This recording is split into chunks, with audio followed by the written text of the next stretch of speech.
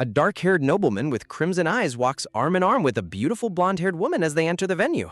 He gently checks on Erna, asking if she feels anxious about the grand gathering ahead. Erna expresses concern, noting that her infamous reputation is already known to everyone in the nation. Her companion offers a playful, reassuring smile, prepared to dismiss any doubts she might have. He raises his hand, teasingly questioning if her infamy could ever rival his own legendary notoriety. With a warm, affectionate gaze, he lightly asks if she desires to swap their roles once more. Erna declines with a soft smile, ready to move forward into the venue together. Feeling a deep sense of safety beside him, she holds his arm tightly amidst falling rose petals. Erna gazes up at him with newfound confidence, realizing she is no longer the frightened girl of her past. The couple steps out into the brilliant light as they are grandly announced to the gathering. The title screen fades in, marking the beginning of their dramatic and intertwined destiny. The majestic temple of Lumera stands tall in the royal capital of Axion under a bright sky. A man looks down in absolute shock, discovering his previously injured leg has been completely and miraculously healed. The healed man enthusiastically demonstrates his recovery before the high priest and church officials. High Priest Hector basks in the praises of the crowd, hailed as a true saint chosen by God. An onlooker marvels silently at the divine power of the highly revered healing saint. A hooded blonde priestess looks on silently as the healed man repeatedly expresses his overwhelming gratitude. Hector hands over a heavy bag of gold coins, offering it as a transactional token of appreciation. In quiet reflection, the blonde priestess sighs, harboring the secret that the miraculous healing power actually belongs to her.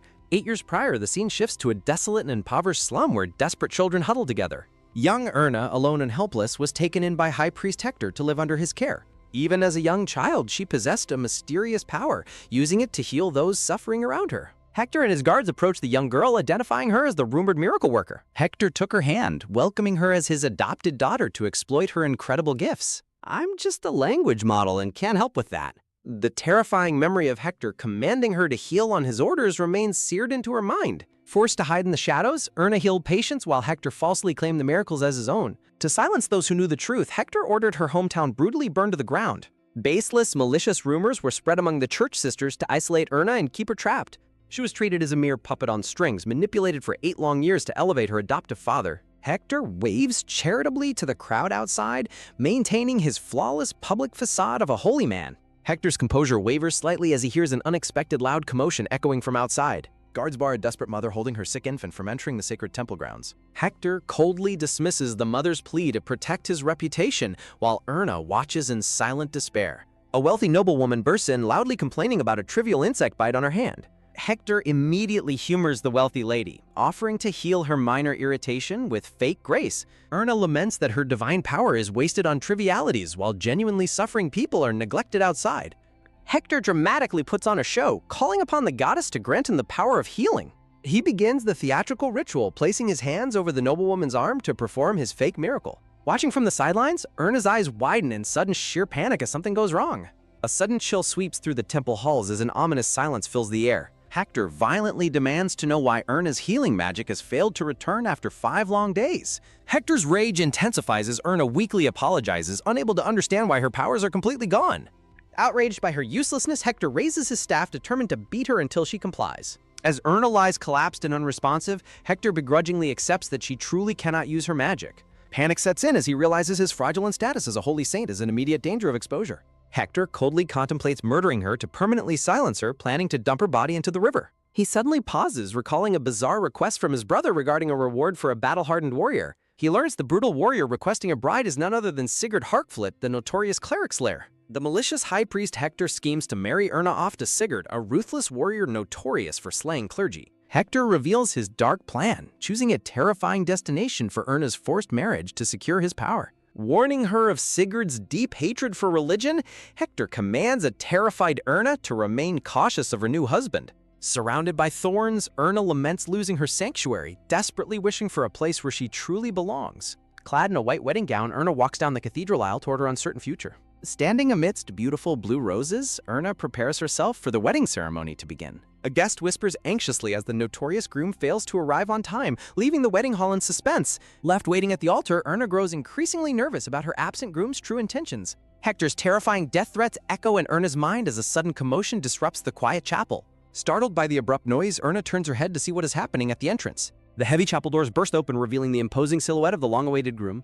Sigurd steps inside, casually apologizing for his tardiness while fresh blood drips from his face. The guests gasp in horror at the bloody sight as Erna realizes this terrifying man is her new husband. Approaching the altar, Sigurd gently lifts Erna's chin, addressing her as his dear bride. Erna is caught off guard as the bloody warrior suddenly leans in close to her. To the shock of everyone present, Sigurd steals a passionate kiss from his stunned bride. Flustered and confused, Erna pushes Sigurd away, demanding to know why he did that so suddenly. Erna stands completely overwhelmed with embarrassment while Sigurd remains unbothered by her reaction. Smirking playfully, Sigurd claims his sudden kiss was merely a proper greeting for his new bride. Erna stares in disbelief, realizing she is now bound to the legendary cold-blooded cleric slayer. Sigurd asserts his husbandly rights, teasingly asking if permission is truly needed to kiss his own wife. Overwhelmed by his intense presence, Erna covers her face in silence, unable to find any words. The couple stands before the altar as the wedding ceremony is forced to proceed despite the shock. The officiating priest gasps in absolute shock, highly scandalized by the groom's inappropriate behavior before the vows. The priest scolds Sigurd for committing blasphemy, but the smug groom remains entirely unfazed. With a confident smirk, Sigurd dismisses the priest's outrage, treating the kiss as a simple greeting. Sigurd playfully asks Erna for agreement, leaving her flustered and blushing under his gaze. Sigurd falls silent, his crimson eyes locking onto Erna with an unreadable, intense expression. Noticing her distress, Sigurd gently asks Erna if she is unhappy with her beautiful wedding gown. Erna quickly reassures him, explaining she simply feels unworthy of such luxury due to her vow of poverty. Sigurd scoffs at the mention of holy poverty, questioning if she is aware of her own corrupt reputation. Erna recalls the painful rumors spread by the church sisters, branding her as a disgrace to the temple. Sigurd watches her silently, his bloody face hardened as he observes her lingering sadness. Clearing his throat, the nervous priest quickly resumes the ceremony to avoid any further disruptions. Surrounded by white flowers, the priest formally announces the beginning of the sacred marriage ceremony. Standing side by side, Erna and Sigurd face the altar to seal their vows before the congregation. Under the glowing light of the goddess Lumira, the priest officially blesses their sacred marriage covenant. 2 ceremonial silver chalices are filled with red wine, prepared for the couple to drink. Erna and Sigurd drink from the chalices together, finalizing their bond as husband and wife. Staring at her formidable new husband, Erna remains terrified of the dangerous man she has just married. The priest finally instructs the newlyweds to seal their solemn vows with a wedding kiss. As Sigurd kisses her, Erna despairs, fearing this brutal man will never give her a safe haven. Remembering Hector's cruelty in her destroyed home, Erna accepts that she has nowhere else to go. The scene transitions to Sigurd's grand castle standing tall under the quiet night sky. 3 months later, Erna accidentally pricks her finger with the needle while practicing her embroidery. Sitting alone in her room, Erna wonders when her busy husband will finally return home to her. Sigurd rides across his vast territory on horseback, constantly preoccupied with his official duties. Sigurd kneels before the king, frequently summoned to the royal palace for urgent matters of state. Erna sighs in loneliness, wishing Sigurd would send her at least a single letter while away. The friendly handmaid hands Erna new materials, kindly encouraging her to continue her embroidery. Erna carefully inspects her needlework, finding the stiff fabric difficult to embroider as she sits in her room. A sudden sharp knock at the door breaks the silence, instantly catching Erna's attention and startling her. The brown-haired head maid enters the room accompanied by other servants carrying a large purple and red gown. Erna looks on in surprise as the maid presents the lavish dress, explaining it is for her upcoming debut. The exquisite debut gown is shown in full detail, adorned with a purple overcoat and a red rose skirt. Distressed and overwhelmed, Erna stares wide-eyed as she tries to process the sudden news of the debut party. Wearing a mocking smirk, the head maid informs Erna that her initial training period has officially ended. The maid explains that managing the upcoming banquet as the Earl's wife will be Erna's very first official duty. Worried about the immense pressure, Erna fears that her administrative skills will be ruthlessly put to the test. Looking out the window, the head maid tells Erna that the debut party will take place in 2 months. Despite her growing anxiety, Erna reluctantly agrees when the smirking head maid suggests trying on the gown immediately. The servants gather around Erna, undressing her to prepare for the fitting of the massive purple debut dress. Standing before the mirror, Erna is shocked to find the revealing, ill-fitting gown exposing her chest inappropriately. The maids whisper maliciously behind her back, laughing about how awful and poorly sized the dress is. Erna imagines a beautiful, sophisticated woman standing gracefully beside Sigurd, feeling completely inadequate and out of place. Pulling at the loose fabric, the mocking servant suggests that the dress must have been meant for someone else. Clasping her hands over her exposed chest, Erna is filled with dread as the maids gossip about another woman. Erna nervously asks who Lady Melinda is, but the fake smiling head maid quickly dismisses her to plan alterations. Left in heavy silence, Erna stands dejectedly while the maids pack away the giant dress and leave. Surrounded by thorny vines, Erna begins to doubt Sigurd's affection, wondering if another woman holds his heart. The quiet night deepens over the grand, dark spires of Sigurd's massive castle under a crescent moon. Sitting alone in her dimly lit room, Erna holds a leather belt she crafted for her husband. Erna gently traces the detailed embroidery on the sword belt, hoping Sigurd will be pleased with her gift. The painful memory of the maids mocking her and praising Lady Melinda continues to torment Erna's mind. Determined to prove herself, Erna studies the history of the domain to avoid embarrassing herself at the debut.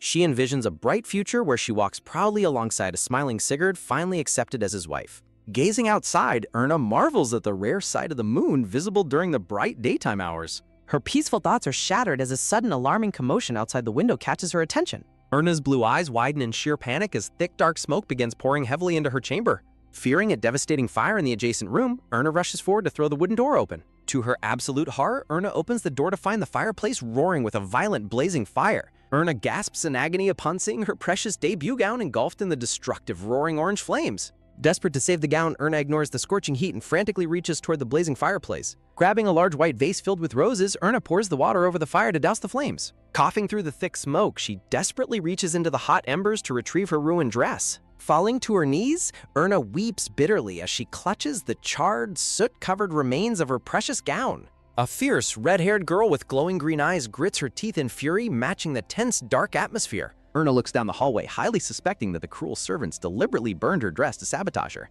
Her hands tremble with grief and anger as she tightly grips the ruined, blackened fabric of the gown. Overwhelmed by memories of her burning village, Hector's abuse, and her current loneliness, Erna weeps, feeling entirely abandoned. Dropping her hands in defeat, Erna steps over the scattered, broken red rose petals on the cold floor. Staring out the window into the quiet night, Erna feels completely isolated from the world around her. She recalls Hector's terrifying warning that Sigurd absolutely loathes religion and would take her head if she prayed. In deep despair, Erna prays to God anyway, desperately longing for a peaceful home like she once shared with her mother. Tears streaming down her face, Erna clasps her hands together, begging the heavens for a safe place to belong. A sudden, sharp gasp escapes Erna as her tearful blue eyes widen in complete shock. Looking down at her clasped hands, Erna is stunned to see a warm, mysterious blue light beginning to spark. A brilliant flash of pure celestial light suddenly bursts from her fingertips, completely banishing the heavy darkness. Outside, a heavy downpour of rain begins to wash over the quiet, looming spires of the Grand Castle. Enveloped in a soft, divine glow, Erna clutches her hands as her miraculous healing magic finally awakens. A heavy groan echoes through the high cathedral hall, drawing the immediate attention of the murmuring crowd. The noblemen and guards look around in curiosity, wondering what is causing the sudden tension in the room. The light-haired aide stares in disbelief, questioning if his commander has actually managed to fall asleep. The aide sighs, noting that only his commander could doze off in such a critical situation. Sitting on a grand chair, a brown-haired man with striking blue eyes suddenly blinks back to consciousness. Erna's spectral vision flashes as the man is gripped by sudden heart-stopping panic upon awakening. Erna's mind reels in absolute horror as she realizes she is somehow trapped inside her husband Sigurd's body. Clutching her face, Erna desperately tries to convince herself that this impossible situation is merely a bizarre dream. Silence is demanded in the court as the host prepares to confirm the high-stakes terms of the duel. Looking over a map, Erna panics as the name of Earl Harkflit is suddenly called out.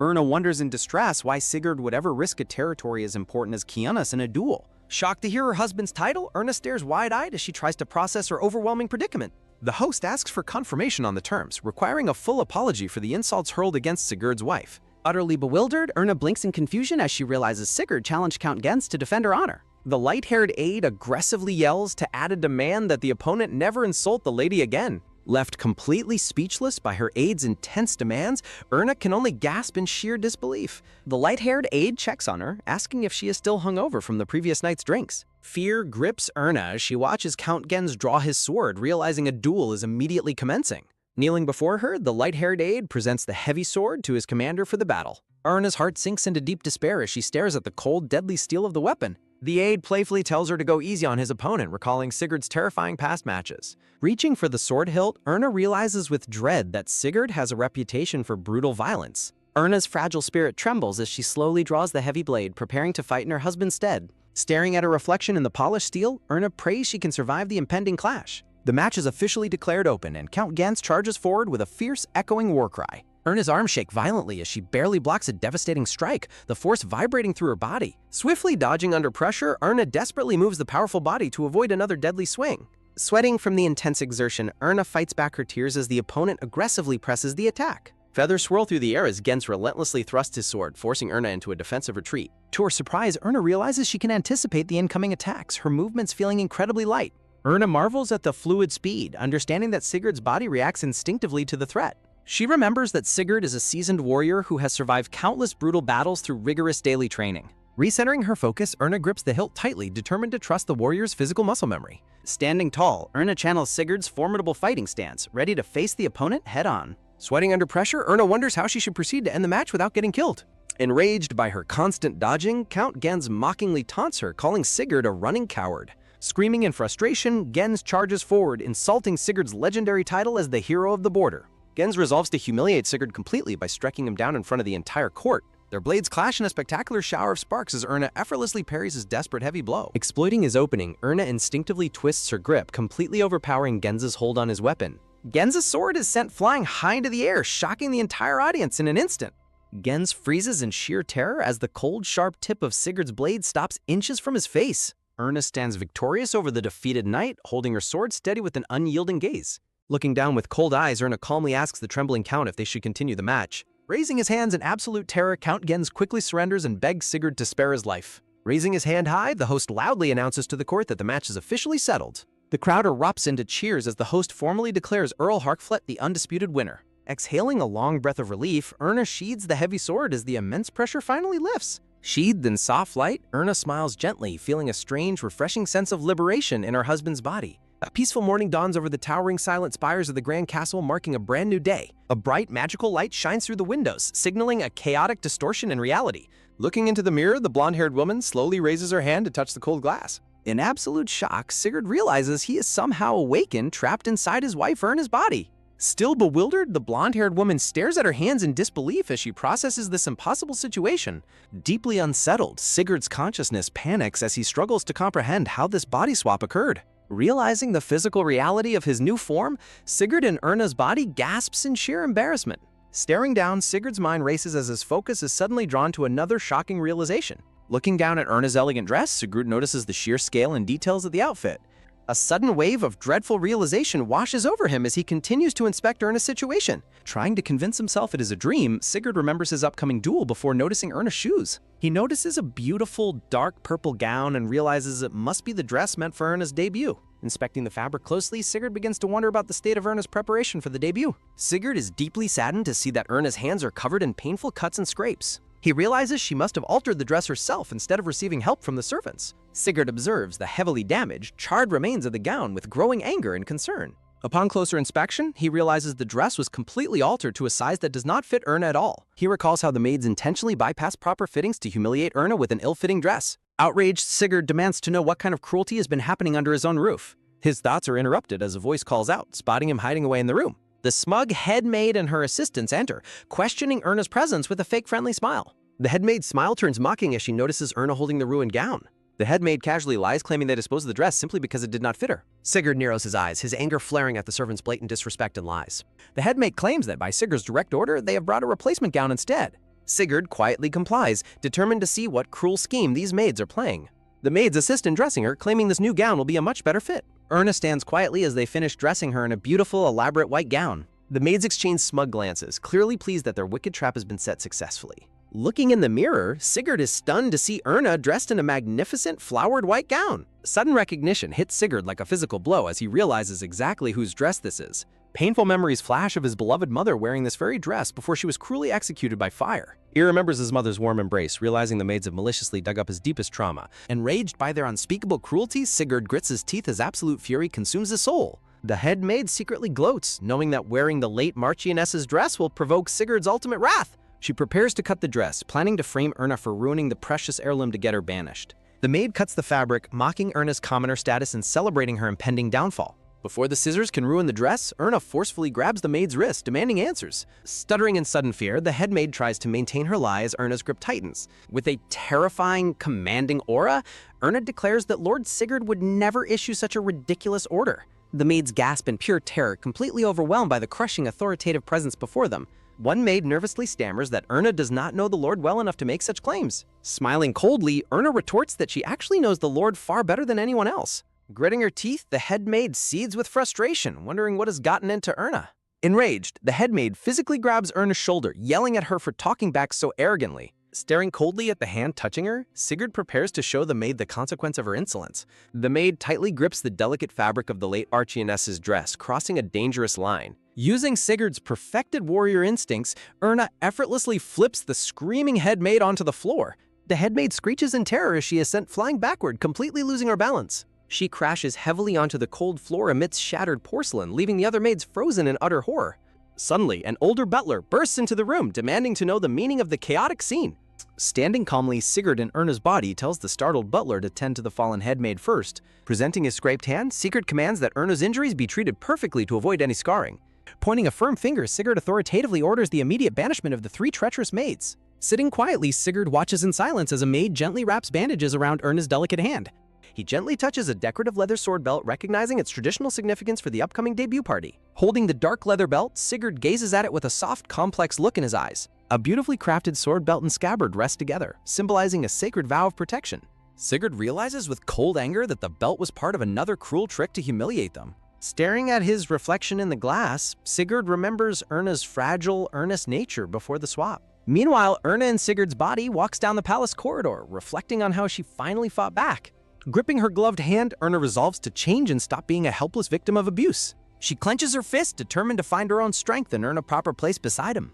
Looking forward with quiet determination, she realizes this body swap might be her chance to grow. Through their shared memories, Erna feels a deep yearning to understand the man behind the legendary hero. Framed in delicate mirrors, both souls harbor a growing desire to truly understand one another. Erna takes a deep, steadying breath as she prepares to face the challenges ahead. She knows that to survive and protect their future, she must learn everything about her mysterious husband. A warm, peaceful sunset bathes the peaceful town below in a gentle, radiant glow as evening falls. Suddenly, Erna in Sigurd's body sits up abruptly inside the carriage with a startled gasp. Looking around in utter bewilderment, she frantically asks her light-haired aide what happened to the duel. The light-haired aide chuckles, playfully remarking that she completely overwhelmed Gens during the battle. Stunned by his words, Erna struggles to comprehend how the duel was won without her conscious memory. Clutching her head, Erna recalls the vivid sensation of her own soul possessing Sigurd's powerful body. The aide looks at her with concern, noting her unusually strained behavior during the match. Pressing a hand to her temple, Erna quickly assures him she is fine despite his offer to find a doctor. She stares down in deep thought, realizing the impossible truth of what she just experienced. Erna vividly remembers her confrontation with the head maid, realizing it was far too real to be a dream. She recalls looking into the glass and seeing Sigurd's reflection staring back at her. Shaking her head, she tries to make sense of the chaotic, shifting memories of the body swap. Erna stares out the carriage window, her heart racing as she processes this unbelievable magical phenomenon. As the carriage speeds through the dusk, she resolves to confirm the truth the moment she arrives. The towering spires of the grand castle stand majestic against the bright, clear blue morning sky. Sunlight streams warmly into a quiet, elegant bedchamber, casting long shadows across the empty bed. Suddenly, Erna awakens in her own body, sitting up in bed with a sharp, gasping breath. Wincing in pain, she clutches her shoulder as a sudden sharp ache jolts through her. Looking down in confusion, Erna is shocked to find a neat bandage wrapped around her shoulder. She inspects her hands and shoulder, realizing they have been carefully bandaged and treated. Erna rubs her temple in disbelief, wondering if her memories of possessing Sigurd's body were actually real. Her eyes widen in sudden realization as the terrifying concept of spiritual possession crosses her mind. She recalls an old lore about a resentful woman whose spirit left her body to possess her husband. In her memory, the story told of how the possessed husband's body was completely controlled by the wife. The tragic tale ended with both souls condemned to hell, filling Erna with a creeping sense of dread. Shivering with fear, Erna worries if she has become a living spirit that might bring harm to Sigurd. Her anxious thoughts are suddenly interrupted by a soft knock and the creaking of her bedroom door. A pair of neatly dressed feet step into the room, accompanied by a polite greeting. 2 unfamiliar maids enter with warm, respectful smiles, introducing themselves as her new personal attendants. Still thoroughly dazed and hesitant, Irma offers a shy, polite response to her new maids. Puzzled by the sudden change, she cautiously asks what happened to the previous cruel maids. The new maid looks surprised, questioning if Erna forgets ordering their banishment just a short while ago. Smiling gently, the maid asks if Erna remembers having her painful wounds treated by them. Erna points to her empty dresser, prompting her new maid to explain that the previous maids broke the vase. The 2 new maids excitedly praise Erna, expressing their amazement at how she threw the head maid down. Dread washes over Erna's face as she begins to panic about the terrifying implications of spiritual possession. She recalls the vivid memory of possessing her husband's body and effortlessly winning the carriage duel. Erna also remembers Sigurd, while possessing her body, easily overpowering the treacherous servants in her room. Clinging to her face in deep shock, Erna desperately tries to deny the impossible reality of the swap. Examining her unexplainable bruises, Erna realizes her supernatural journey into Sigurd's body was indeed real. With growing concern, she realizes she must find a way to prevent her sleep possessions from happening again. Night falls over the grand castle, casting quiet shadows across the sprawling estate as darkness deepens. The 2 new maids stare in complete bewilderment at a highly unusual request from their mistress. Holding her hands out, Erna asks her hesitant maid to secure her wrist tightly with a ribbon. Erna brightly insists on the restriction, leaving her personal attendant deeply confused but willing to comply. The 2 maids exchange speechless, worried glances, unable to understand their mistress's bizarre sleeping preparation. With gentle hesitation, the maid wraps the soft blue ribbon around Erna's carefully bandaged wrists. The maids politely bid her goodnight, promising to remain in the next room if she needs assistance. Staring at her secured hands, Erna hopes this makeshift restraint will keep her spirit anchored to her body. Silence fills the dimly lit canopy bedchamber as Erna drifts off to sleep, hoping for a peaceful night. Erna rests quietly in her large bed, her hands securely bound to prevent any dangerous sleepwalking episodes. A sudden gasp escapes Erna as her eyes snap open to find someone unexpectedly hovering over her. She is shocked to find Lord Sigurd standing over her, gently untying the ribbon binding her wrists. Stammering in embarrassment, Erna struggles to find a logical explanation for her bizarre sleeping arrangement. She panics internally, imagining a dark future where Sigurd divorces her for having terrifying night habits. Erna nervously claims the bound wrists are merely a special charm used to improve her sleeping posture. Sigurd sighs at her ridiculous excuse, demanding she show him her hands so he can free them. As the ribbon falls away, Sigurd gently examines a dark red bruise forming on Erna's delicate wrist.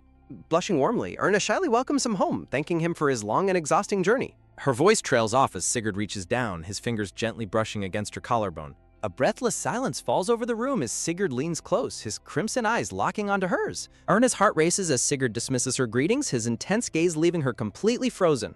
With an incredibly serious expression, Sigurd commands her to remove her clothes. Leaning in closely amidst falling rose petals, Sigurd firmly repeats his shocking command to undress. Erna's face turns bright red as she screeches in utter disbelief at his scandalous demand. Overwhelmed with panic, Erna wonders if her husband expects them to consummate their marriage immediately. Instead, Sigurd pulls back her collar, revealing the large bandage wrapped around her injured shoulder. Sigurd's expression softens into deep concern as he demands to know how she was injured. His warm fingers gently press against the bandage, his voice filled with quiet worry as he asks what happened. Erna gasps softly, completely caught off guard by his sudden and intense display of concern. She quickly stammers a lie, claiming she must have simply bumped into something while sleepwalking. Erna hides the truth, terrified that admitting her spiritual possession would lead to an immediate divorce. Sigurd narrows his eyes in silence, immediately sensing that she is hiding the true origin of her wounds. Sigurd connects the timeline, realizing the shoulder bruise exactly matches the moment Erna supposedly possessed his body. He resolves to question the head butler to uncover exactly what transpired during his absence. Looking down at her flushed, nervous face, Sigurd decides to put her anxieties at ease. Blushing slightly, Sigurd pulls back and declares that they have finished discussing her sleeping habits. Erna lies quietly on her pillows, her heart still pounding from their incredibly close encounter. Sitting up quickly, Erna watches him step away, still deeply confused by his unpredictable behavior. Alone once more, she clutches her chest, feeling as though she is trapped in a thorny web of secrets. Touching her bandaged shoulder, Erna wonders how much longer she can hide the truth of their body swap. She remembers a painful rumor that Sigurd already harbors feelings for another noblewoman who once wore the Marchioness's dress. The next morning, the grand spires of the castle bask in the warm, bright rays of a new dawn. Erna and Sigurd sit in tense silence at opposite ends of a long dining table as morning light streams through the window. Sigurd quietly savors his meal, maintaining a calm and unreadable composure. Erna clutches her fork in nervous distress, feeling overwhelmed by the stifling, awkward atmosphere. Flustered by memories of her husband's close proximity in her bedchamber, Erna struggles to focus. Erna is caught off guard as Sigurd suddenly mentions hearing that her dress for the event was ruined.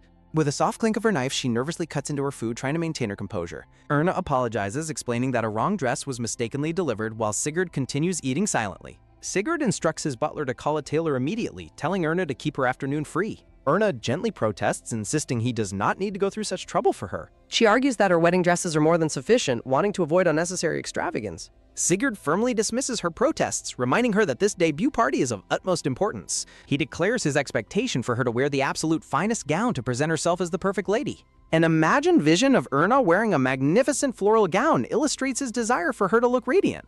Sigurd smiles gently at her, explaining the true significance of a lady's debut in high society. He notes that the reception will be attended by the most influential figures in the territory. Sigurd emphasizes that presenting herself beautifully is a crucial political duty for the lady of the castle. Sunlight warms the castle towers as afternoon arrives, signaling the start of the dress preparations. In her dressing room, Erna is carefully measured by a team of female tailors for her new gown. The head tailor presents several luxurious fabric selections to Sigurd, recommending a fine pink silk.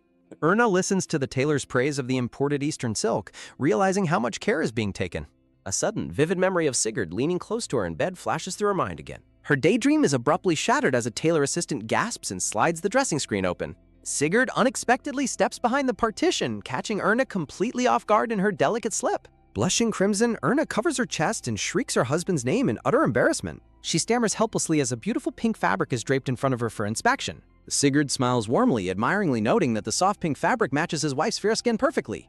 The elderly head tailor chuckles warmly at the couple's sweet, intimate interaction, leaving Erna further flustered. Later, Sigurd sits on the couch and presents Erna with two color options, asking for her opinion. He encourages her to make the choice, reminding her that she is the one who will wear it. Erna pauses in quiet contemplation, carefully considering which color would be best. Reaching out, Erna points to a beautiful patterned green fabric and makes her final selection. Erna resolves to be strong like resilient spring grass, standing proudly beside her husband on the frontier. Sigurd looks at her with a soft, surprised expression, touched by her sudden look of determination. Standing by the window, they watch a carriage depart as preparations for the grand reception continue. Erna is pleased to learn that the custom gown will be ready in 2 weeks, just in time.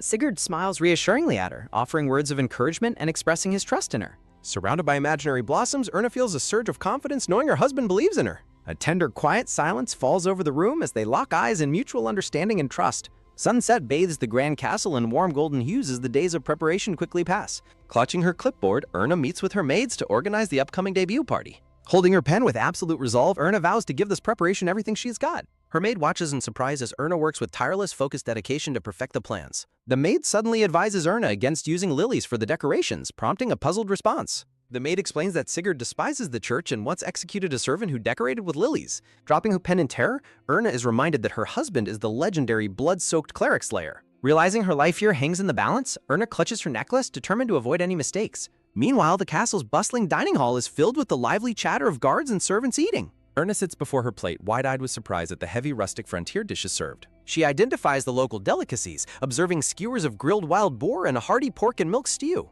Erna quietly takes in the scenery, determined to adapt to the frontier life and prove her worth. A gentle voice hesitantly calls out, asking if they would care to join them for a meal. Erna warmly extends an invitation to her astonished guards and maid, catching them completely off guard. The guards exchange delighted, appreciative smiles, deeply moved by their mistress's unexpected kindness and worth. The hesitant maid asks if she is truly certain, and Erna reassures her to eat without hesitation.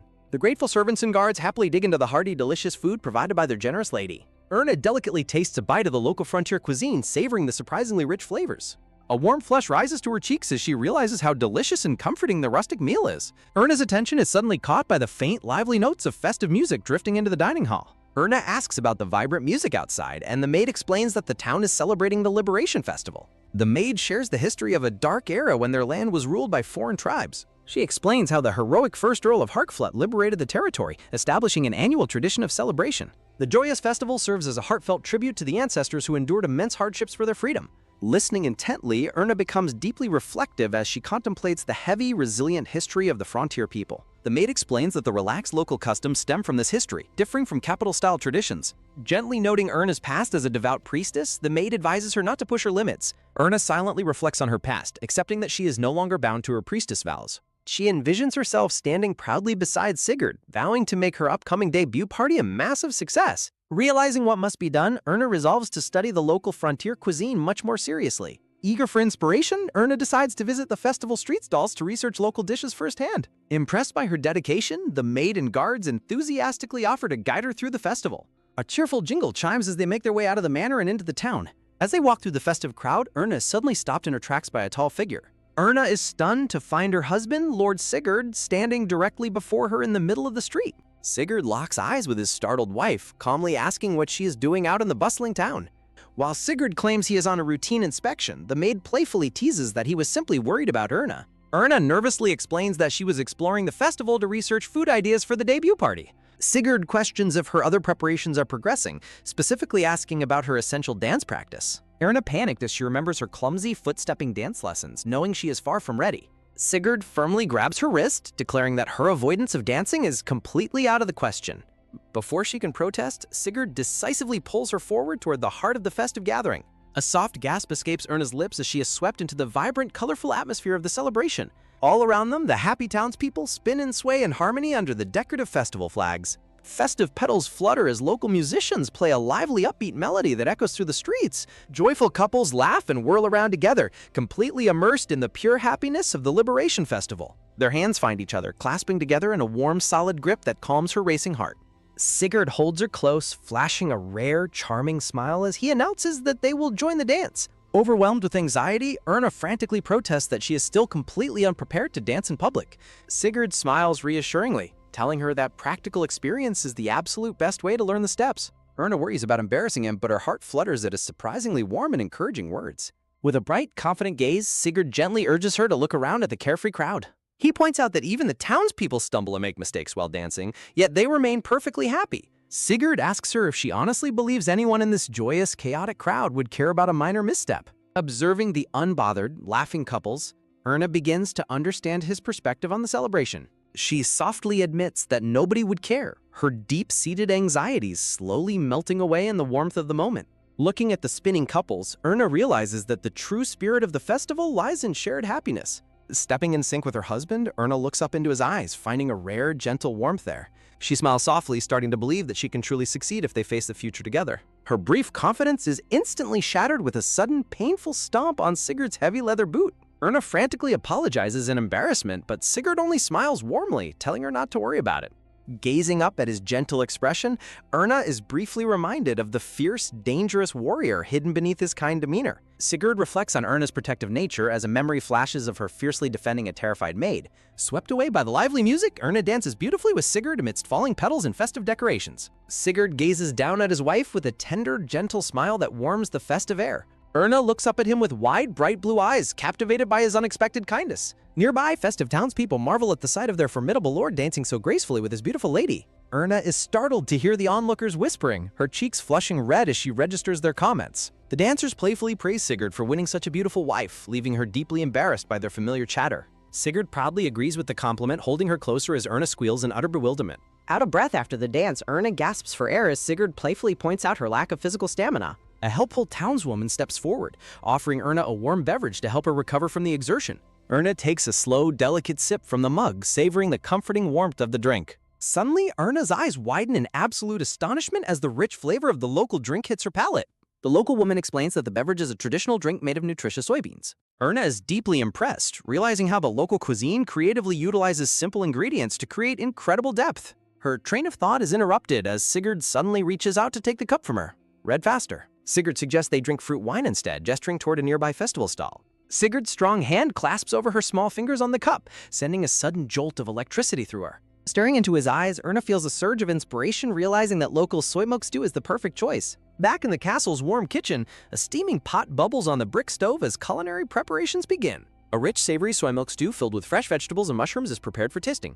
The maids take their first bites of the stew, gasping in delight at the incredibly rich flavor. One of the maids happily praises the delicious taste, admitting it is her first time eating soy milk stew. Erna sits quietly at the kitchen table, tasting her creation with a deeply reflective expression. A sudden sharp clatter echoes as a maid drops her spoon, gasping in shock at the rich flavor. The head maid smiles warmly at Erna, thoroughly impressed by her deep understanding of local ingredients. Erna explains that she added local pumpkin and wild mushrooms to give the rustic stew a savory depth. Surprised, the maid asks how she knows so much about foraging, prompting Erna to recount her impoverished past. Erna recalls a childhood memory of cooking simple meals in a drafty cabin while tending to a sick boy. Returning to the present, Erna touches her chest, troubled by a vague, lingering sense of familiarity. A sudden heavy thud echoes through the hallway, shattering the quiet atmosphere of the kitchen. The castle butler bursts into the kitchen in a panic, holding her old documents as he calls out. Surprised by the sudden intrusion, Erna turns around to ask what has happened. The butler reveals with a look of despair that the critical flour shipment could not be delivered. Shocked by the devastating news, Erna gasps, her heart sinking at the potential disaster for her debut. The butler explains that a sudden landslide blocked the mountain pass, trapping the horse carriage carrying the flowers. Erna clutches her face in rising dread, knowing that the absence of these flowers could ruin the celebration. She remembers that the symbolic sword iris is an absolute necessity, representing the hard-won liberation of the territory. Refusing to give up, Erna desperately asks the butler if they can go retrieve the flowers themselves. Pointing to an old map, the butler reveals a narrow, abandoned cave passage that leads through the mountain. The butler pumps his fist in determination, promising they can make it through the pass. Erna looks up with a bright, resolute expression, determined to save the debut party.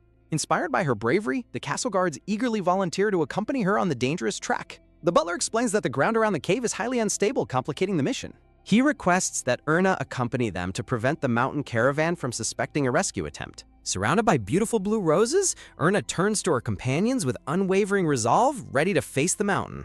The scene shifts to the imposing rugged mountains as twilight falls over the treacherous frontier landscape. Holding a lantern to light the way, the butler guides Erna deep into the dark, rocky cavern. The butler reassures Erna, holding up his lantern as they approach the end of the long cavern. Stepping out of the dark cave, Erna smiles in relief under a bright pink sky, seeing their destination ahead. Suddenly, the sound of heavy boots stepping onto the path echoes, halting them both in their tracks. Erna gasps in shock as she is suddenly cornered by armed, hooded bandits under a red-tinted sky. To her horror, Erna realizes that bandits have ambushed them on the mountain path at the worst possible time. Terrified for their safety, Erna desperately shouts for her companion to escape and save himself. Turning back toward the dark cavern, Erna's bewildered by a sudden unexpected disturbance. The ruthless bandit sees Erna, dragging her away as she screams in a desperate attempt to break free. A sharp gasp of pain escapes Erna's lips as the bandits forcefully restrain her. The cold threat of death silences Erna as tears well up in her wide, frightened eyes. Trapped in terror, Erna's widening eye reflects the cold gaze of her captor under the ominous red moon. Overcome by sheer panic, Erna begins to lose consciousness as a strange, overwhelming sensation washes over her. A hazy memory of a fateful night flashes through her fading mind, pulling her back to that unforgettable moment. Seeing that she has fainted, the bandits decide to quickly move her unconscious body. Lying helpless on the cold ground, her limp hand suddenly twitches as a strange power begins to stir. Surrounded by her armed captors, Erna slowly starts to pick herself up from the dusty path. A low, chilling chuckle escapes her lips, signaling a sudden and dramatic shift in her demeanor. Peering through her fingers with a sinister, glowing red eye, she realizes the truth of her situation. Completely unaware of the change, the bandits casually prepare to bind their captive with a heavy rope. An intense, powerful aura erupts as Erna stands tall, her glowing red eyes radiating pure, lethal intent. The bandits freeze in sheer terror, instantly overwhelmed by the sudden, suffocating pressure radiating from their captive. With a dark, menacing smirk, Erna demands to know what they have done to his beloved wife. Meanwhile, inside a bustling tavern, a dark-haired man suddenly looks around in complete bewilderment. Staring into his mug, the dark-haired man gasps as he realizes his soul has swapped back into Lord Sigurd's body. Touching his face, he realizes these recurring episodes are far too vivid to be mere dreams. Clutching his face in sheer panic, the soul of Erna desperately wonders what is happening to them. She worries that possessing his body makes her seem like a terrifying evil spirit from a folktale. Springing to his feet, the commander shocks his dining companion by declaring that he must take immediate action. He urgently demands a horse, prompting his confused companion to promise to prepare one immediately.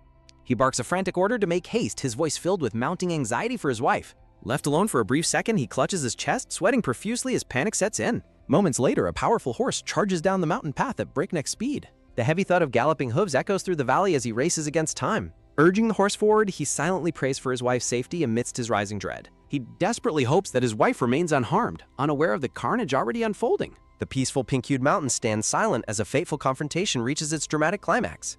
On the dusty path, the bandits lie defeated and unconscious at the feet of their female captive. She stares down at the unsheathed sword in her hand, amazed by the devastating strength she wielded. Looking up at the ominous sky, the soul in Erna's body mutters in confusion at the strange event. Though victorious, Sigurd is left wondering who these attackers were and where they have brought his wife. Staring at his reflection in the sword's blade, Sigurd realizes he is trapped in Erna's body once more. He struggles to accept that this bizarre phenomenon is not a dream but an actual soul possession. The thought of being an evil spirit possessing his own wife weighs heavily on Sigurd's mind. He recalls dark memories of priests accusing a woman of being possessed by a malevolent evil spirit. Suddenly, a sharp sound breaks the silence, snapping him out of his deep, troubled thoughts. Massaging his temples, Sigurd sighs in frustration as the baffling mystery deepens. Her attention is suddenly drawn away by the distant, rapid clatter of approaching horse hooves. A majestic steed leaps into view, carrying none other than Lord Sigurd's body under the red moon. Erna's jaw drops in absolute disbelief as she comes face to face with her own physical form. Looking down at his own hands, the soul inside Sigurd's body is equally stunned by the bizarre reunion. Tensing up, she raises her weapon, her fingers tightening firmly around the hilt of the sword. Brandishing her sword, she demands to know who this imposter is riding her horse with her face. Hearing the familiar voice, they both freeze as they realize their souls have indeed swapped bodies. Surprised to find themselves swapped, the dark-haired man nervously answers the blonde woman while holding his horse. The blonde-haired woman grabs his collar in frustration, demanding to know why he is inside her physical body. The dark-haired man realizes that his initial belief about possessing Lord Sigurd's body is far more complicated than he thought. Looking at her own blonde-haired reflection, the soul inside realizes that the body swap has truly affected them both. Facing each other, they confront the undeniable truth that their souls have completely swapped bodies under the red moon. A dark, devious grin spreads across the blonde woman's face as she begins to process the reality of their situation. A sudden clattering noise echoes through the twilight sky, drawing their attention back to the mountain road. 3 mounted guards gallop down the mountain path, heading directly toward the scene of the confrontation. A ponytail-haired officer in uniform rides up, calling out in absolute relief upon finding the dark-haired man. The officer gasps in shock, demanding to know why Lady Erna is present on the dangerous mountain road. Turning his gaze, the officer is startled to see the defeated bandits lying unconscious on the dusty ground. Stunned, the officer questions how Lord Sigurd managed to locate and rescue Lady Erna so quickly. The swap pair exchanges a panicked, speechless look as they scramble to come up with a believable explanation. The blonde woman sternly commands her companion to go along with it, leaving the nervous, dark-haired man trembling. Striking a dramatic pose amidst sparkling yellow roses, the dark-haired man fabricates a story about a spiritual bond of love. Exhausted by the embarrassing display, they both agreed that his dramatic romantic excuse was incredibly hard to believe. To their utter astonishment, the emotional officer completely buys the lie, praising their deep spiritual bond. The officer is suddenly overcome by a wave of intense dramatic inspiration from Lord Sigurd's words. The dark-haired man watches in silent dread, sweating as he awaits the officer's reaction to his absurd excuse. A glorious vision of pure romantic love fills the starry-eyed guards' minds, moving them all to tears. While the dark-haired man sighs in relief, the blonde woman massages her temples as her headache worsens. Turning back to business, the blonde woman prepares to issue orders to clean up the defeated bandits. The blonde woman orders her companion to have the guards secure the unconscious criminals immediately. Channeling Erna's polite, gentle nature, the dark-haired man addresses the guards with a sweet, dainty gesture. A sudden, sharp pinch shocks the dark-haired man, breaking his droll, elegant act in an instant. The blonde woman angrily yanks him back, demanding that he start acting like a proper, dignified commander. The dark-haired man nervously clears his throat, quickly trying to adopt a stern and commanding demeanor. Adopting his stern commander persona, the dark-haired man commands the guards to prioritize securing the prisoners. Standing near the tied-up captives, they discuss the mysterious bandits who attempted to kidnap Lady Erna. With a fiery, dramatic wave of his hand, the commander commands the guards to interrogate the prisoners thoroughly. The soldiers salute with enthusiastic discipline, though a lingering sense of confusion hangs in the air. The blonde woman stares flatly at her companion, deeply questioning if her actual voice sounds that ridiculously dramatic. Blushing with sheer embarrassment, the dark-haired man quickly mumbles an excuse and changes the subject.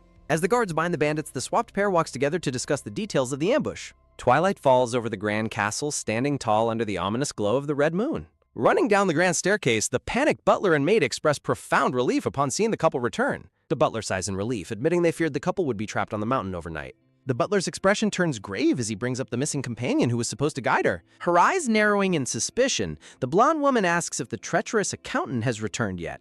Stunned by her sudden, cold, commanding tone, the butler stares at the blonde woman in absolute bewilderment. The dark-haired man frantically whispers a reminder to his companion to behave like a gentle lady. Realizing his current identity, the dark-haired man prepares to take command of the situation in Sigurd's body. Stealing his resolve, the dark-haired man orders the guards to bring the captive bandits inside. The captured hooded bandits are thrown onto the stone floor, securely bound and closely guarded. The butler and maid gasp in horror, completely shocked by the presence of the bound criminals. The dark-haired man reveals that the missing flower shipment was a deceptive trap set by their treacherous accountant. The officer notes that a mere accountant could never afford such mercenaries, hinting at a powerful mastermind. Looking fierce and determined, the dark-haired commander prepares to launch a thorough investigation into the conspiracy. The blonde woman imperiously orders a thorough search of the accountant's room, declaring that whoever targeted her will pay. While the soul in Erna's body laughs maniacally, the horrified dark-haired man watches his wife's face morph into a terrifying expression. Night falls over the grand castle courtyard as a crimson moon casts an ominous glow over the peaceful gardens. Carrying a lantern, the butler welcomes a hooded, cloaked man sneaking into the castle through a side stone archway. Lowering his hood, the anxious accountant demands that the butler bring him the owner of the estate immediately. The butler leads the cloaked man down a bright hallway as their footsteps echo softly along the walls. The hooded man recoils in sheer panic as he suddenly realizes his treacherous plot has been completely exposed. Suddenly seized by two guards, the terrified accountant gasps in shock as the dark-haired commander and his officer confront him. The dark-haired man gazes coldly at the traitor, declaring that he anticipated his return to the castle all along. Sweating profusely, the cowardly merchant whimpers that he only came back to collect the money he was rightfully owed. The dark-haired man mockingly praises the accountant's impressive ability to fabricate elaborate lies about sudden landslides to deceive Erna. Staring ahead, the dark-haired man shudders to think what terrible fate would have befallen Erna if their souls hadn't swapped. A furious resolve burns brightly as a silent vow is made never to forgive the traitor's despicable actions. The accountant grits his teeth in rising dread, completely cornered by the overwhelming evidence of his betrayal. Desperately pleading his innocence, the accountant claims that losing his companion during the journey was merely a tragic misunderstanding. The dark-haired man sharply questions why the accountant is caught sneaking around with such suspicious items if he is innocent. Searching the traitor, the ponytail-haired officer triumphantly produces a heavy brown pouch hidden deep within the man's dark cloak. The commander leans in close, ready to deliver the final piece of undeniable proof that seals the traitor's fate. The officer holds up a ledger of massive gambling debts, mocking the accountant's severe inability to manage his own money. Revealing the stolen gold, the officer notes the exact match as the dark-haired man seethes over such a trivial betrayal. Biting down viciously on the guard's gloved hand, the desperate accountant forces his captor to release him with a painful gasp. The traitor dashes through the wooden door into the garden, leaving the startled guards shouting in frustration behind him. Standing majestically in the doorway, the beautiful blonde woman blocks the traitor's escape route under the glowing crimson moon. A sinister smile creeps across the traitor's face as he realizes he can use her as a perfect hostage. Lunging forward with outstretched hands, the desperate accountant attempts to violently grab the blonde woman to secure his escape. With lightning-fast reflexes, her elegant gloved hand instantly catches the traitor's wrist, completely halting his desperate assault in midair. Her red eyes flashing with lethal intent, she glares at the trembling traitor who tried to lay hands on her. With a powerful slam, she hurls the traitor face first onto the hard stone floor, leaving him groaning in agonizing pain. Looking down coldly, the blonde woman sternly warns the fallen traitor that attacking the Lord's wife carries a heavy price. Cowering on the ground in absolute terror, the defeated accountant whimpers in fear at her overwhelming strength. Rushing into the courtyard, the dark-haired commander and his officer stop dead in their tracks, completely stunned by her victory. The dark-haired man marvels in absolute awe that his spouse managed to defeat the traitor with a single blow. Hands on her hips, the blonde woman angrily scolds the pair for failing to wait inside the castle as ordered. The two men sweat and tremble in comic terror as she completely ignores their attempts to explain themselves. Glaring with sharp intensity, she demands that the traitor reveal the identity of the mastermind who hired him. Trembling on his knees, the accountant frantically stammers that he truly knows very little about his mysterious employer. She suddenly draws her companion's sword, prompting the terrified traitor to scream that he will reveal everything he knows.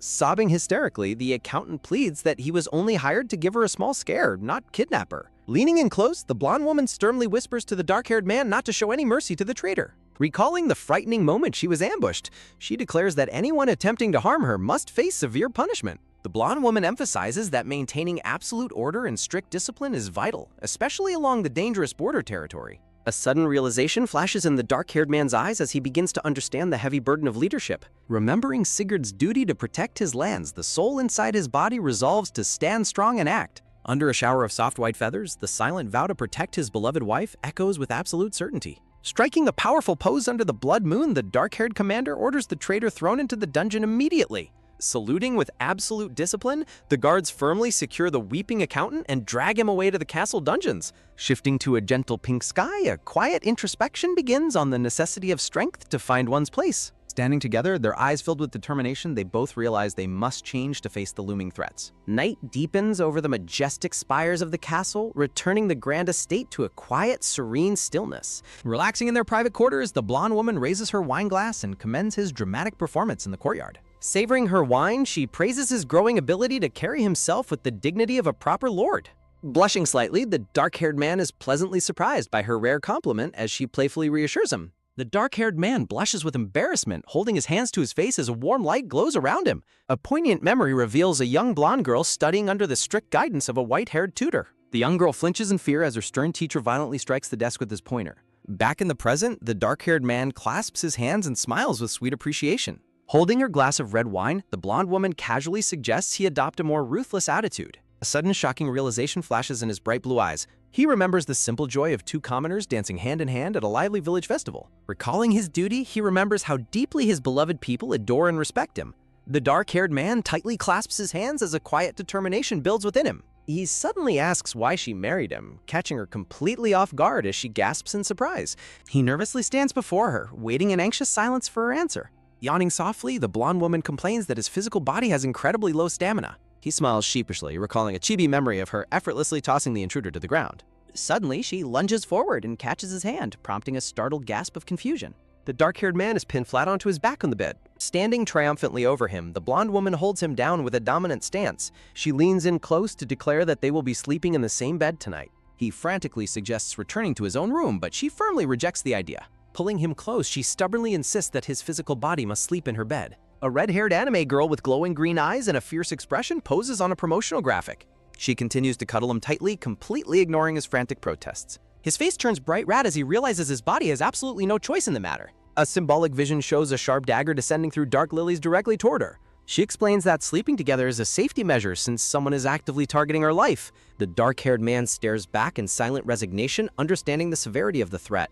They lie quietly, side by side on the bed, surrounded by an elegant frame of blue roses. The blonde woman rests her head comfortably against his chest, finding solace in his embrace. She drifts off to sleep, comforted by the warm realization that he truly cares for her. Suddenly, she wakes up as she senses her companion shifting restlessly beside her. He pulls her back into a warm, protective embrace and softly asks if she is all right. A gentle smile graces his lips as he gazes down at her in the dim light. She smiles back with quiet affection, wishing him a peaceful goodnight under blooming white flowers. Morning light washes over the towering spires of the grand castle as a new day dawns. Slowly opening her eyes, the blonde woman wakes up to the bright morning sun. She gasps in absolute delight as she suddenly realizes she has returned to her original body. Beside her, the dark-haired man lies awake and smiles warmly to welcome her back. A sudden sharp pain shoots through her body as she sits up, causing her to groan. He quickly apologizes, explaining that her entire body is incredibly sore from the previous day's events. A memory flashes of her fierce struggle against the masked bandits in the high mountains. In a playful chibi memory, he reveals he had to work exceptionally hard to save her life. A terrifying vision of a bloody sword warns of the tragic fate she narrowly escaped. She reflects on the red moon and her near-death experience, sensing a divine shield protected her. Her eyes widen as the dark-haired man suddenly leans over her with an ominous, shadowy gaze. She shivers, fearing that invoking the goddess in front of him might provoke his absolute wrath. To her surprise, he simply stands up and walks away without saying another word. She calls out to him in confusion as he prepares to exit the room. A sharp slam echoes through the silent chamber as the door firmly shuts. She trembles in bed, wondering why he harbors such a deep, burning hatred for the church. Later, her handmaidens attend to her in the quiet dressing room as black rose petals drift. She quietly focuses on her embroidery, deeply pondering the dark mystery surrounding her husband. Staring at the empty chair across the breakfast table, the blonde woman notes that Lord Sigurd did not arrive. Surrounded by black roses, she recalls rumors of Sigurd meeting a gambling hall owner and wonders if he is avoiding her. Holding her needlework, the blonde lady asks her orange-haired maid why Lord Sigurd despises the church so deeply.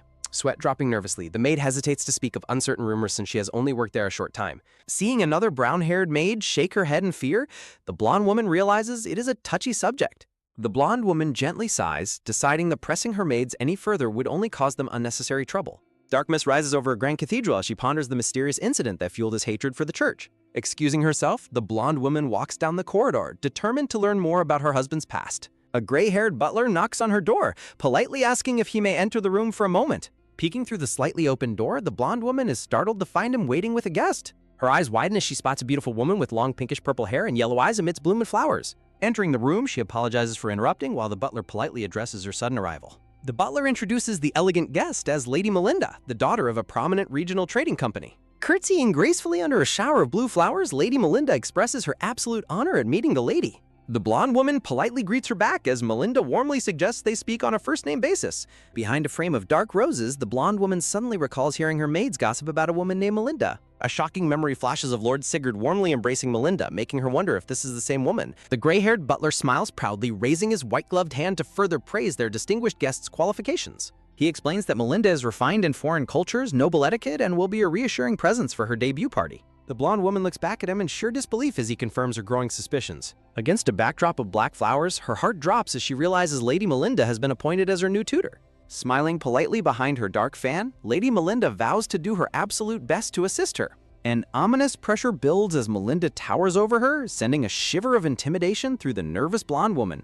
Rain clouds loom heavily over the towering castle walls as the intense training lessons begin. In the grand ballroom, Melinda claps her hands as Lord Sigurd and the blonde woman practice their wild steps. Suddenly, Melinda gasps and sharply interrupts their dance, declaring that their performance simply will not do. A sudden quick tap sounds as they abruptly halt their steps on the polished ballroom floor. Flustered and confused, the blonde woman asks Sigurd what went wrong, insisting she made no mistakes. Lady Melinda explains that while her steps were technically correct, she is only dancing strictly by the book. Pointing to the romantic ideal, Melinda declares that the wife of the Earl of Harkflet must dance with exquisite refinement. The blonde lady trembles in anxiety, wondering how she can possibly display such elegance at the upcoming debut party. With glowing orange eyes, Melinda delivers a chilling smile, reassuring her that this is exactly why she was invited. A high-pitched tap echoes as the maid looks on, startled by Melinda's intense and sudden transition. Stepping onto the floor, Melinda dances with Sigurd, her movements perfectly framed by vibrant, blooming red roses. Watching from the sidelines, the blonde woman is completely mesmerized by Melinda's incredibly graceful and fluid waltz.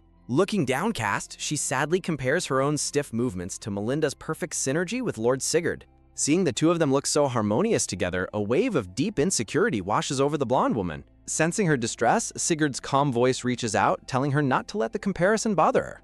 Gazing down, Sigurd gently explains that dancing too perfectly would only fuel unwanted gossip about her origins. She gasps as she remembers her past wild behavior as a priestess, realizing how others must view her. With a soft, knowing smile, Sigurd admits that everyone viewed her that way from the start, himself included. Blushing deeply, the blonde woman looks up at him, her heart skipping a beat at his reassurance. Shifting his gaze, Sigurd coldly asks Melinda how long she plans to continue clinging to his arm. Smiling politely, Lady Melinda gracefully pulls away and offers her sweet apologies for overstepping. Melinda then instructs the blonde lady to use her demonstration as a guide and try the dance once more. Taking a deep breath, the blonde woman steps forward, determined to do her best despite her limitations. Focusing entirely on her posture, she moves across the floor, driven by her desire to make the debut a success. As the day fades, a soft wind swirls around the castle courtyard where they continue their tireless practice. Sipping hot tea in the gazebo, the exhausted blonde woman sighs heavily, completely drained from the intense training. Sitting across from her, Sigurd smiles warmly and commends her for building up much better stamina. The dark-haired man notes that building her endurance is far more critical than learning the perfect waltz steps. The blonde woman spits her tea in shock as he casually warns she will be dancing all night long. Wiping her mouth, the blonde lady quietly wonders why high society is so obsessed with endless social dancing. A rhythmic tapping echoes across the room as Lady Melinda strides forward with precise, elegant movements. Clutching a stack of papers, Melinda sharply interrupts their break to demand their immediate attention. The blonde woman turns to her husband in confusion, politely asking if something has gone wrong. Slamming her hand onto the papers, Lady Melinda fiercely declares that there is indeed a major issue at hand. She presents an ornate feather necklace with a glowing green jewel, explaining she verified the debut guest list. The blonde woman is stunned to hear that the chief of the notorious Blue Wind people was invited. A vision of a blonde tribal warrior with feathers in their hair shows the ethnic group from the Highlands. Melinda slams her hand over the papers again, reminding them that these people were once hostile invaders. Shaking with fear, Melinda warns that inviting former invaders will deeply offend the noble guests. Sigurd turns to Erna, asking if she truly invited them, to which she quietly confirms it. He listens in silence, acknowledging Melinda's authority over the debut ball despite his personal reservations. Surrounded by blooming daisies, Erna explains that the current chief is widely known as a peaceful moderate. Two hands grasp tightly amidst blue flowers, symbolizing that people of mixed heritage now live peacefully in their territory. A tan, silver-haired soldier high-fives his companion, showing that many from the tribe now serve as loyal knights. Framed by vibrant blue roses, Erna firmly declares that this invitation is a perfect opportunity to show unity. Sigurd's piercing red eyes narrow as he silently processes her idealistic and hopeful outlook. Black lilies frame a harsh statement declaring her perspective to be incredibly naive and foolish. Looming over Erna, Melinda warns that the common folk are far more fearful and stubborn than she realizes. With glowing yellow eyes, Melinda demands to know how she will handle a full-blown riot by panicked citizens. Erna softly counters, mentioning that the butler told her the previous countess also invited the tribe. Sighing deeply, Melinda points out that the guest was a blood relative of the former lady, making it entirely different. Sigurd slams his hand flat on the table, declaring that inviting the actual chief crosses a dangerous line. Walking away in a dark aura, Sigurd coldly reiterates that the debut ball is entirely Erna's responsibility. Erna desperately reaches after him as his sudden departure leaves her utterly panicked and alone. While Erna calls out in vain, Melinda watches her with a cold, triumphant smirk behind dark roses. Heavy storm clouds hang low over the tall towers of the grand castle as tension brews inside. Fine porcelain plates decorated with purple roses are stacked neatly alongside crystal glasses for the upcoming banquet. Erna actively directs her staff, ensuring every detail of the tableware and seating is meticulously prepared. Exquisite and colorful flower arrangements in various vases are assembled to decorate the grand banquet hall. Taking a brief moment to rest, Erna sighs with exhaustion while her handmaidens serve her hot tea. Her brown-haired maid warmly compliments her, noting that the venue is finally starting to look absolutely perfect. The scene shifts to the dark-haired man looking cold and distant as time passes in tense silence. Erna sadly stares at her reflection in her teacup, realizing Sigurd has been constantly traveling to avoid her. The maids whisper nervously among themselves, realizing his sudden coldness is due to a highly sensitive topic. Erna's eyes widen as she learns she accidentally triggered his anger by bringing up his late mother. The maid reveals that the dress worn by the previous countess was the tragic catalyst for everything. Confused and startled, Erna asks her maid what she means by the dress and its dark significance. The maids gasp in shock when Erna admits her memory of that fateful day is completely blank. In a playful chibi style, the maid is surprised to hear about Erna's sudden memory loss. Holding her chin, Erna deeply contemplates why Sigurd harbors such a painful aversion to his mother. Looking downcast, Erna quietly reflects on the mysterious tragedy surrounding his late mother's past. The main maid points out that Melinda was likely behind the bizarre fitting issue with the dress. Erna looks up in surprise, wondering why Melinda's name is suddenly involved in the scandal. The maid reveals a memory of Melinda in a wedding gown, explaining she was once Sigurd's prospective bride. She adds that Sigurd never showed any interest in Melinda, keeping her as a mere candidate. The maids quickly apologize for sharing unconfirmed gossip, which Erna quietly acknowledges with a somber look. Backed by dark blue roses, Erna realizes Melinda's history with Sigurd makes her presence as a tutor highly unsettling. Erna peers out the window in confusion, noticing a carriage being unloaded in the courtyard. Her heart races as she is startled by a sudden, unexpected sound nearby. The rhythmic tapping of heels echoes as Erna spots Melinda walking by and calls out to her. Backed by beautiful blue flowers, Melinda offers a polite, pleasant greeting to the young lady. Bowing deeply, Melinda humbly apologizes to Erna for her harsh and combative behavior from the previous day. Melinda declares her duty is to make the debut a success, offering to fully accommodate the tribal guests. Erna is highly skeptical, wondering why Melinda suddenly changed her mind after yesterday's fierce opposition. Pointing to a stack of large wooden crates, Erna asks Melinda what all the new cargo is for. Melinda explains that exotic decorations would be far more appropriate to honor the tribal chief at the debut. She reveals that she used her elite connections to import incredibly expensive rare pottery and textiles. Erna gasps upon realizing that a single piece of these rare fabrics cost as much as a knight's annual salary. Erna quickly tries to stop her, but Melinda insistently clasps her hands, pleading to let her help. With an earnest expression, Melinda passionately expresses her desire to assist her new mistress in any way possible. Touched by the gesture, Erna agrees to the help, starting to think Melinda might not be malicious after all. Melinda eagerly requests to inspect the tableware, catching Erna off guard with her sudden enthusiasm. With a swift movement, their hands part as they prepare to reorganize the banquet hall. Melinda insists that while the traditional sword iris flowers must remain, they should replace all other elements. She suggests replacing the current decorations with items that are specifically preferred by the Blue Wind people. Erna is overwhelmed by the rapid changes, feeling that these drastic decisions are being made far too quickly. Melinda confidently reassures her, flashing a bright smile and telling her to leave all the preparations to her. The next day, Erna looks through the updated decoration list with a growing sense of worry and exhaustion. A close-up reveals that several of Erna's carefully selected items have been completely crossed out on the list. Gripped by anxiety, Erna desperately tries to convince herself that Melinda is acting with good intentions. The distressed handmaidens complain to Erna that Melinda's constant interference has utterly ruined their original decoration plans. Erna realizes that Melinda's overbearing nature is causing immense stress and suffering for the entire estate staff. Determined to step up, Erna resolves to take charge and properly manage her role as lady of the house. Marching forward, Erna firmly calls out Melinda's name to stop her from ordering another servant around. Melinda turns back with an innocent smile, politely asking her mistress if there is an issue. Standing her ground, Erna directly tells Melinda that she plans to change all the venue decorations back. Erna politely explains she wants equal hospitality for all guests, thanking Melinda while firmly reclaiming control of her party. Behind a veil of dark roses, Melinda's eyes glow with sudden sinister fury at being told to stay away. Erna tries to backtrack and panic as Melinda mockingly questions her ability to manage the high society event. Playing the victim, Melinda dramatically offers to withdraw completely, leaving a flustered Erna feeling deeply guilty. Surrounded by ominous dark roses, Melinda's cold voice offers a chilling wish of luck for the debut. Melinda delivers a devastating dark warning, mockingly referencing Erna's past betrayal for 50 gold coins. Erna stands paralyzed with horror, wondering how Melinda could possibly know the exact details of her secret betrayal. Lost in a daze of fear, Erna clutches her papers as her maids carry on with their preparations.